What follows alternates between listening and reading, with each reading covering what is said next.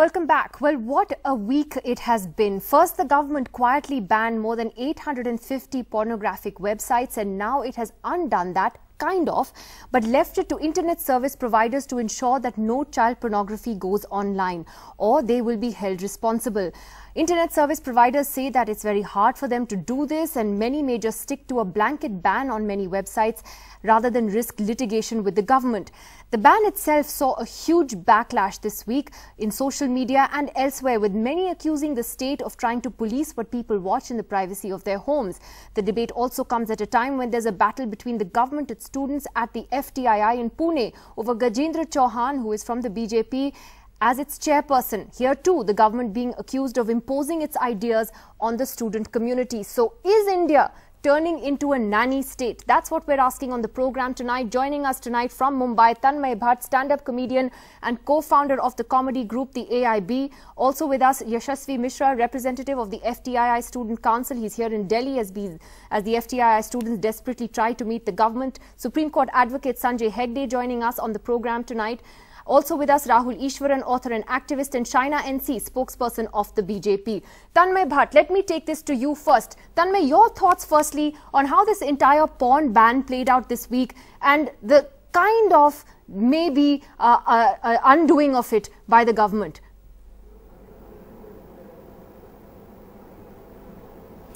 I think the fact that they revoked it is a good thing. I think better sense prevailed. The ban itself in the first place was a little ridiculous. I mean, everything aside, just the fact that you ended up banning some website like College Humor shows that it's not being done properly. I mean, I know we're looking at cracking down on child pornography, which is fair, but there's a process to do it. I don't think a blanket ban is ever the solution to anything. But better sense prevailed, and I think it's a smart thing that the government has done by kind of whatever it is that they're doing. At least there's a second thought being given to it, which is a positive. But do you worry, Tanmay, that there is a kind of a nanny state that's coming into force where, you know, there was the beef ban, you're telling people what to eat, what not to eat, what to see in the privacy of their homes. There is a sort of a battle of ideas with students at FTII. There's been an attempt to try and take over the autonomy of the IIMs. You've seen a backlash from the IIMs as well. Do you see a pattern here, Tanmay?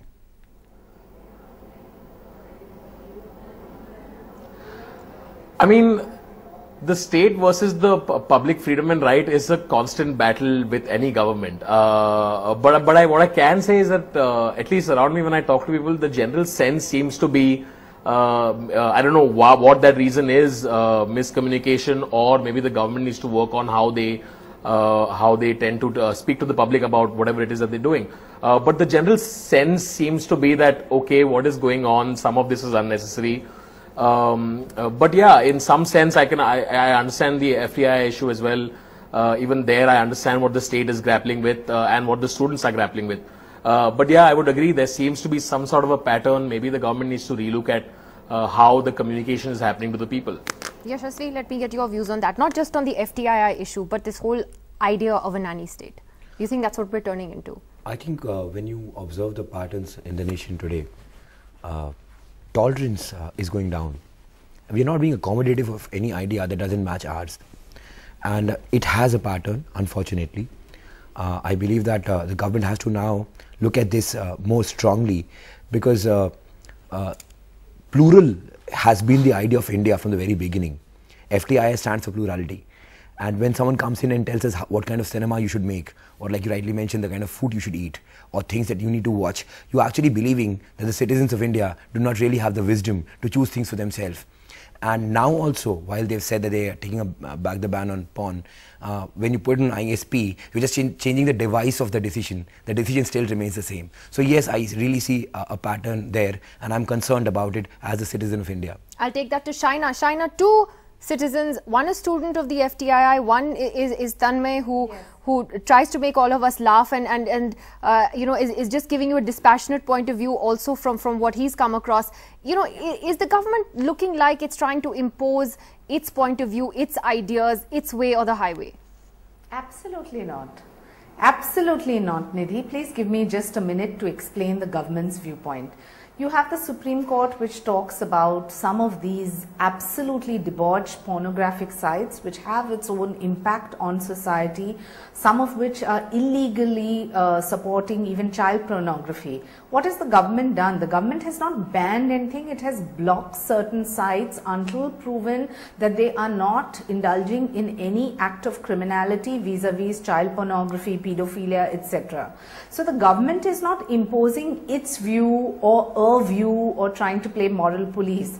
This is only a preventive measure so that for all of us who have children at home that have access on the internet, and today we all know there is free internet everywhere. So if they are going to be given this kind of debauchery as a free-flowing site, it is an area of concern which was highlighted by the Supreme Court. The government has not done anything on its own behest. Coming to FTII, I think this argument repeatedly to suggest that the government is imposing, the government is not. The government is saying, students, you want better infrastructure, better visiting faculty, better amounts of funds given to the institute, better facilities. That's what we are providing you. But students cannot dictate that we want only this principal or we want only this chairman and not somebody else, and have a judgment based on their own perception. I think you need to understand that the government needs to do what the government needs to do, and the students, if there is any injustice being meted out to them vis-a-vis facilities, infrastructure, teaching facility, etc., the point is that when the state starts telling people what kind of food to eat, no, Shaina, when the state starts telling people you can't eat beef, when the state tells people about what they can watch in the privacy of their homes, is nonvegJokes.com or collegehumor.com, you know, are those the debauchery examples that you were giving us just now? I mean, these are not sites that carry child porn. You know, Tanmay, just weigh in on that briefly. There are thousands and thousands. Yeah, but I mean, including College Humor. We are not. I think first things first. Blocking websites is equal to banning them. Let's get that clear. If you're going to block the website. Yeah. Second thing, like I said, I don't think a blanket ban. I understand there's. I understand there is a positive intention behind it, but I think that the state can do better. I don't think the porn ban, for example, was handled very well. I don't think I think the idea of banning everything in its entirety that is restrictive to people's freedom. I think there is a better way to handle it. There's a better way to handle the FTII situation as well. I understand that the government has to do what it wants to do, but the government can do a lot more. And I think it's important, Nidhi, that these things are spoken about purely because, like in most countries, there needs to be a constant lookout to keep the government in check as well. So I think, Shaina ma'am, when you say these things, please know that the concerns are coming from a very good place. If your intentions are great, maybe you need to communicate with them better, and maybe you just need to do more than just merely say that the government does what the government has to do. Sanjay Hegde, so you weigh in on that because you have followed all these issues closely. Sanjay, do you see this sort of attempt of imposition of ideas, or is the government just doing what it has to do, as Shaina says? You know, I remember this government came in saying maximum governance, minimum government.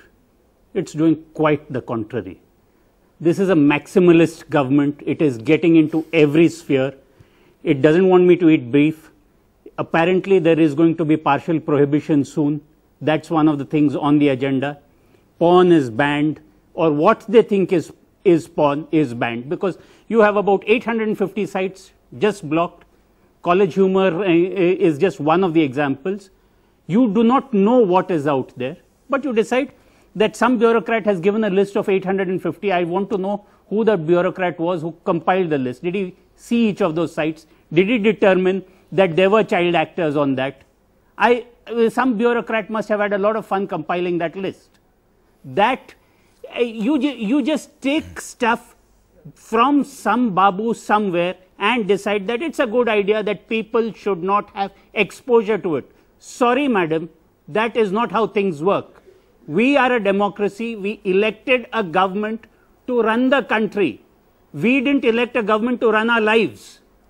That is the great disappointment of this government. Shaina, I'll let you respond to that. Rahul Ishwaran is also joining us from Trivandrum this evening. Rahul, your take on that?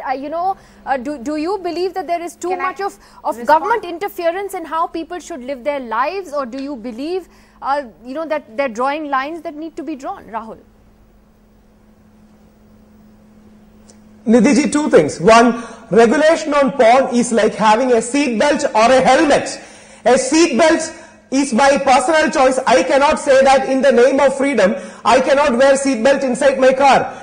In the four walls inside my car, whatever I do is my freedom, is not an argument. We believe in a democratic and a welfare state. A state is a parent too. A state has responsibility to take care of the social health and psychological health. Look at the number of child porn. We have the empirical evidence of connecting Gudiya's rape, a 5-year-old Gudiya's rape, to a child porn being watched on his mobile.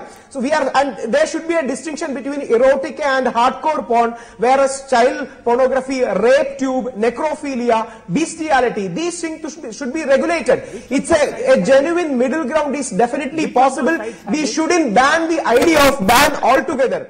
We cannot live in an anarchist state believing in a blind liberalism. There should be a graded and shaded reality, and in that grade we should have regulations, and that is the responsibility of a state. It cannot abdicate that responsibility. But Rahul, how does that regulation get decided? Where is the line drawn? Which of those sites had bestiality on it? Tell me, did you determine which Babu determined that? That's a very. Which Babu determined that? That's a very relevant comment. Where to draw it? That's a responsibility of the government. That's a responsibility of society. In the name of fear of drawing line somewhere, can we not draw a line at all?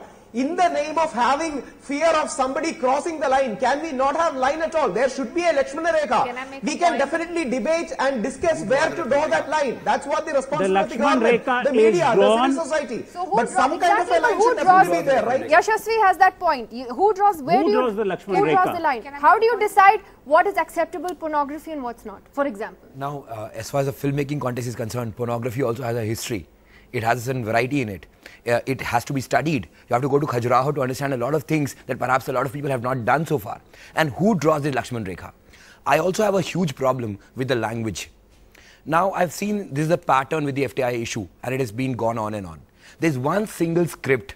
Every single spokesperson of BJP comes and speaks on the television channel. There's no variety in that. There's no thought, no depth. Same with the ban part.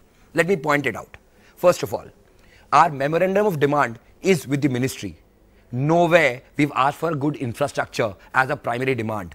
It was about a transparent process to appoint people. That was the primary demand. I can share the copy with you. Let me answer, Shaina, please. Thank you so much. Let me answer that. Let me answer.